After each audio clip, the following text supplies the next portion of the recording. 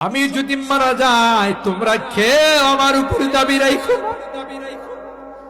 এ মালিক, বেহুশ হয়ে মা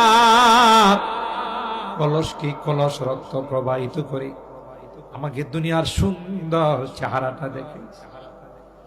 আল্লাহ 2টা বছর মাকে ঘুমাইতে দেয় না, ক্ষুধা লাগছে, কান্না করছে। মা কাঁচা ঘুমটা ভেঙে আমাকে দুধ খাওয়াইছে। কনকনে শীতের মধ্যে মার কোলে পেশাব করে দিয়েছি। আল্লাহ, মা মা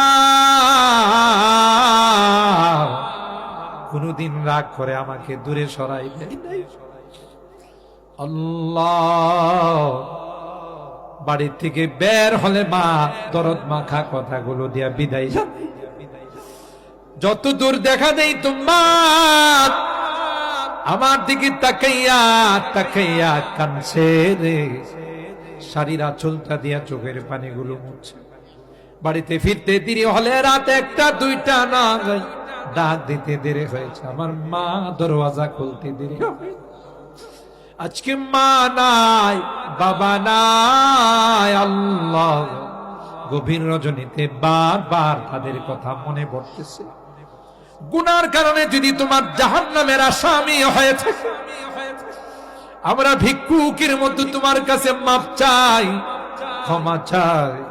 আল্লাহ, আমাদের মা বাবাকে তুমি মাফ করে দিও। আল্লাহ, তাদের কবরগুলো জান্নাতের বাগান বানাই দিও। আল্লাহ, যে 2 মরহুমের স্মরণে আজকের এই মাহফিল, আল্লাহ তাদের জীবনের গুনাহগুলো মাফ করে দিও রব্বুল আলামিন। আল্লাহ, দীর্ঘক্ষণ পর্যন্ত বসে কোরআনের আলোচনা শোনার পর আমরা কিছু সংখ্যক গুনাহগার বান্দা তোমার শাহী দরবারে হাত তুলি।